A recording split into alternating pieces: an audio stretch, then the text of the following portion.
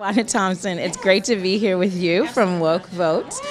You are a native of Birmingham, right? And black women in Alabama are really doing big things right now, not just in terms of the election of Doug Jones, but also there are 70 black women across the state of Alabama who are running for office. It is really exciting. So what is Woke Vote actually doing to support those black women candidates in their run for office? Right, so one of the things I think is incredible is that several of the women who are running are actually Woke Vote fellows, and who came through our program and got the training that they needed, to do and run the kind of programs that they knew would be efficient. The other thing that Woke Vote is doing is making sure that we do have infrastructure in place, that we're building community, that we have resources on the ground for effective turnout so that these women can actually win.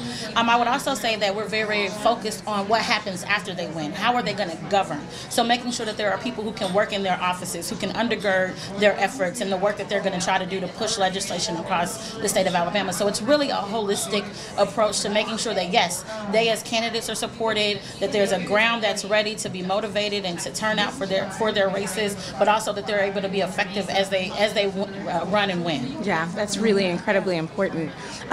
Woke Vote specializes in working with millennial voters in particular, right? And so I was at a panel last week at the Congressional Black Caucus Foundation that talked about black women and black women's electoral power. One of the things that came up in that panel was around young people not necessarily being motivated by some of the sort of traditional things that we as black people have heard about the importance of voting, that our ancestors died for that right to vote. So what kinds of things are you saying to black millennials about why it's important to vote and getting them engaged? Right. I think, we saw a little bit of this in the Doug Jones race where people thought because he had, advocated and made sure that the people who bombed 16th Street Baptist Church, that they were, brought to justice. And you would think that that would have, been a huge point, particularly with young black people and black people in general. But the disconnect there was so far between what that was and where they are right now. Where they are right now is, hey, how am I going to pay for college? How am I going to take care of my grandmother, who doesn't have the resources that she once had? How am I going to make sure that I can buy a house? Those kinds of things. So we've been talking to them about using the vote as a liberation tool, as a tactic, as a strategy, if you will, to bring back the fullness of the resources that we need for our community. So we don't use the election as the end-all be-all, and we do not center the work around candidates, because when you do that, it dies with whether the candidate wins or loses, the momentum dies with their election.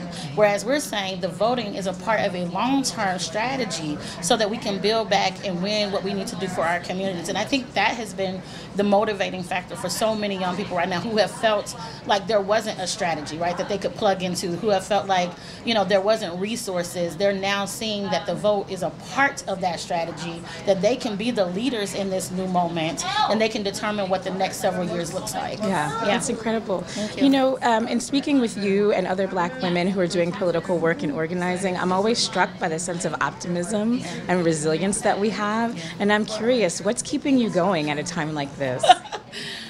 Oh my gosh, I think, I believe that we could do this work in the South for years. And I think that, I had an opportunity to go work in the Obama administration and go see, significant victories for Cory Booker and all of these different people in other spaces. And I always believed that we could have that same kind of victory if the resources and if the infrastructure was intentionally built in the South. So to be a part of that, to be able to connect back with the women and the men on the ground who are saying, hey, we're here and we are organized, and look what we can do when we bring ourselves together, when we're properly resourced. I think that's giving me the energy, seeing the young people take, full control over their college campuses and saying, we're going to be 100% registered to vote on our college campus. Seeing black churches and black sacred spaces reimagine what their power is in the electoral space, like that gives me the hope and I think the push that I need to see to keep moving. And I think that we're going to see even more of that this year when you have more black candidates, right, that people want to support, the kind of candidates that we believe understand our values, who will carry our water, if you will. That is a very motivating thing. I think the last thing I will say is I used to be a part, and I am still a part of the gathering, which was put together by Harry Belafonte.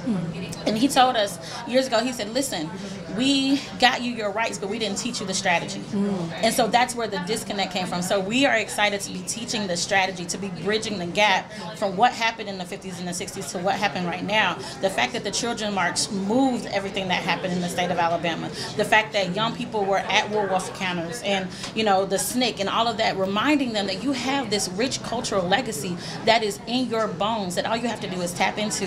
And we're seeing them do that in a mighty way. So that's keeping me excited. Yes. Yeah. Well, your enthusiasm is contagious. If I can ask one more question.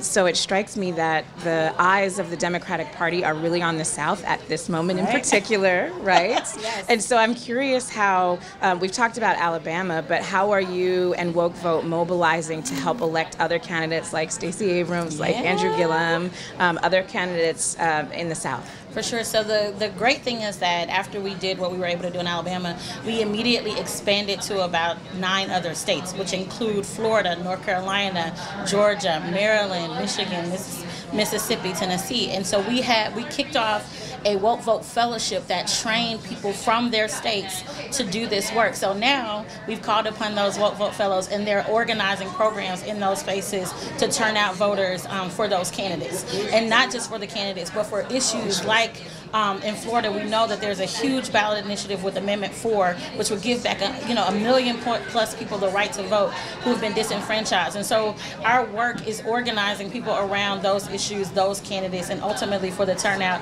and the effectiveness of liberation for Black people. So they're excited. Yeah. Well, thank you so much for the work that you're doing, DeJuana, and thank you for taking the time to speak with us. Absolutely. Thank you. Thank you.